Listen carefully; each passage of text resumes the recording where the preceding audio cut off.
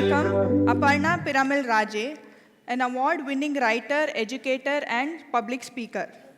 Aparna is the author of the national bestseller Chemical Kichidi: How I Hacked My Mental Health, where she shares her personal journey with mental health and offers a pathway of healing for those facing similar challenges.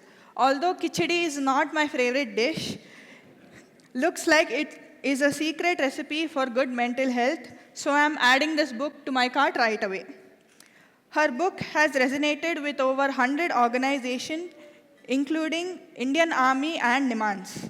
Aparna is also a visiting faculty member at the Anand National University and has studied at Oxford University and Harvard Business School. Let's hear from her about her powerful journey and insights on mental health. Please put your hands together for Aparna Piramil Raje. In the sky, in the sky, full of stars. I think I saw you.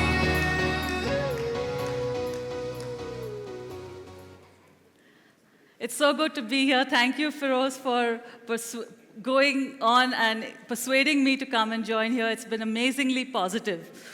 Let's start with these words: mad, crazy, mental, pagal, insane, gone case. Who said this? Put up their hands. Who has ever said these words? We've all said them. Somebody has said this about us also. We've said this about other people also.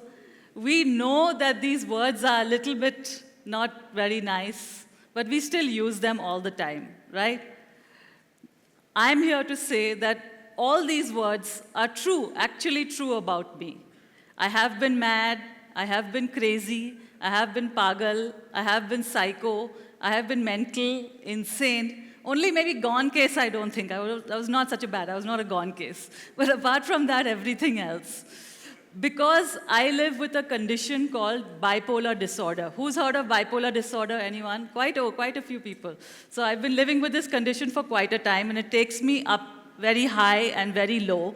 And it makes me go into phases when I actually cannot control my thoughts and emotions. So hence, these phases have happened. But there are also these words that you can say about me. I'm a mother. I have 2 teenage boys.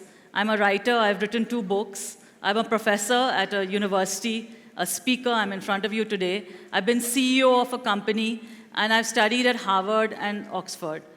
Now, thank you. And you may be wondering, how is it that a person with a serious mental health condition can do all of this? I think all of us in the room know what it's like to be underestimated, right? And that's what I'm here to tell you today, that you can have a mental illness and you can live the life that you want to live. You can live that normal life, you can have a family, you can have a career, you can have a social life, you can travel, you can do whatever you want with your mental condition. And how has that happened for me? Let me share that story. So this is a picture of me when I was 24 years old, which I like to think was only 5 years ago, but you know, you can change my mind. So this was me just when I started off at Harvard. And I think this is my normal personality. I'm quite warm and friendly and hatke. I've got these yellow sunglasses on. And this is my normal personality. But this is what I look like when I'm unwell.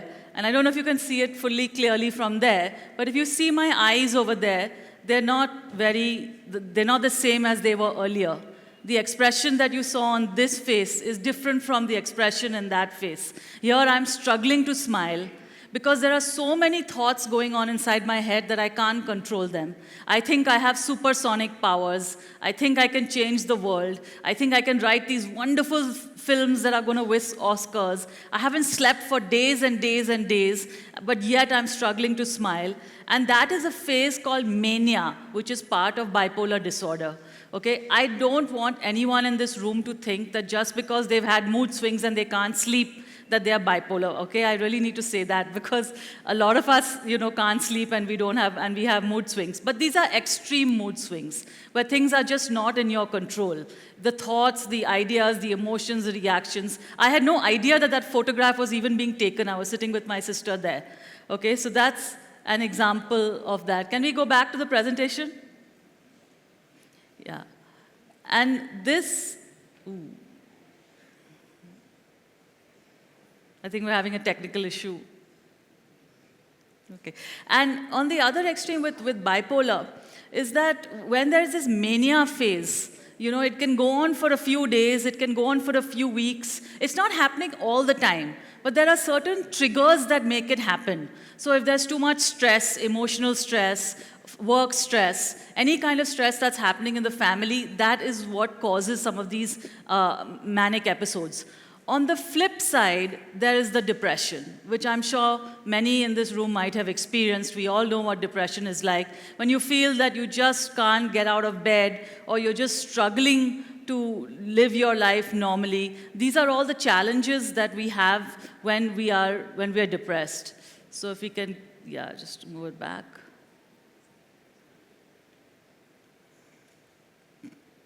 So this was actually a picture that I was taken when I was very unhappy. I was so unhappy that I was really wondering whether my life was worth living. And I've talked all about this a lot more in my book, which is outside, and you can have a look at it if you're interested. But what's interesting about this picture is that I'm with my children, but I'm not fully present. I'm in my own world. And what happens with depression is a lot of the time we're doing our jobs, we're going to school, we're going to college, we're doing our regular life, but we're just not functioning to our fullest potential. And these are the two extremes of mania and depression that look at bipolar disorder. I've been dealing with it for over 25 years. I've had these ups and downs, but now I've learned to hack them. And this is me, as you see, in my good state a couple of years ago when my book was being released. And I'm always waiting for that fashion photographer to come and to take a picture of me waiting by my bookcase. But this is me when I'm back to being my normal personality, right? So the difference is there's a difference between personality and condition. And the two are not the same. And this is why I wrote this book, Chemical Khichdi, because I really wanted to make awareness of things like mental health conditions and make people understand them. So what's been the journey? How have I gone to a state where you saw me in the first instance, where I was not in control of my thoughts, to here where I am today, talking to a bunch of people who don't even know me about what it's like to be bipolar? So the three essential therapies to survive, according to me, is about acceptance. So the role of the family, the role of the medication, the role of the doctors, and the role of lifestyle. So it took me actually over 10 years to see a psychiatrist. Okay, over 10 years to see a psychiatrist and get medication because it was so difficult at that time to get help and there was so much stigma associated with it. But now that I've been on it, I'm in a much, much better place. And the other things that have really supported me are the role of work, my friends and family, spirituality has been a big part, journaling has been a big part. So if you're struggling with any of these mental health conditions, these things have helped me to understand that, okay, I have mood swings, I have a chemical imbalance, but why are they happening? What is causing it? What are the psychological triggers that are leading to it? And how can I manage it? How can I keep it under control? How can I have it under my control? So these are some of the therapies that really help me. So the conclusions that I would like to leave for you and your ecosystem, if this is something you're dealing with, is first, I have an illness, but I am not unwell, okay? I have a condition. I don't have a disorder. It is not stopping me from doing anything. Just like your disability that you might be living with is not stopping you from doing anything, this is a condition for me, not an illness. And the second thing I would say is that, a lot of people tell me you're so brave to talk about your condition in public and to write a book about it. But courage for me really is a marathon that starts with trust. So make allies and have people who can really help you in this journey. Because I have trusted a lot of people, friends, colleagues, bosses, doctors, all my a spiritual guru, and of course my family. They have all been these allies, and without these allies, really, we can't grow in that journey. And the last thing I would say really is turn your vulnerability into a guru. Okay, whatever you are living with, it is there to teach you something. That is what, even I have had really bad days when, I've thought I might have had to be hospitalized. I have days when I've thought that life is not worth living. This is a difficult condition, and even though in the last few years I've not had a bad manic episode, I still have to work a lot to manage my emotions because they go up and down. It is not a normal life like anybody else, right? But this condition has taught me about humility. It has taught me gratitude. It has taught me compassion. It has taught me mindfulness. It has taught me resilience, courage, detachment. All of this I have learned because of this condition. So the vulnerability that you live with, or your loved ones, whatever you're living with, it's there to teach you something, and allow it to teach you that lesson. So I'm going to end with a last story, about how my family and now this has become a normal thing for us. So we were on the Underground station in London, and I had an 11-year-old boy then, and he was with me. And when you get into the London Underground, you'll see that certain seats are reserved.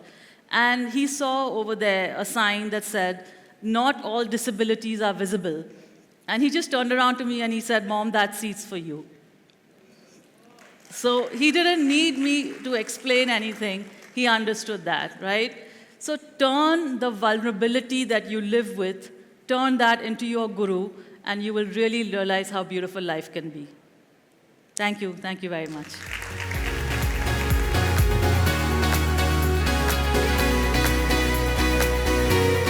Thank you so much, Aparna ma'am, for such an amazing session. I would like to call upon stage G. Vijaya Raghavan sir to honor Aparna ma'am.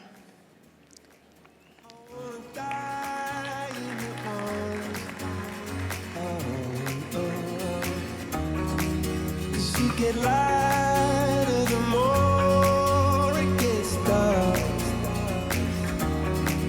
I'm gonna give you my heart. We request you to sign the painting. Go on and tear me apart. And I don't care if you do.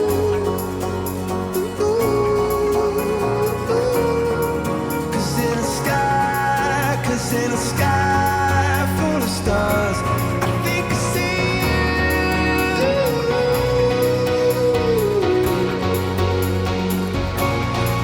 I would like to call upon the stage Rajiv Nema for another dose of laughter.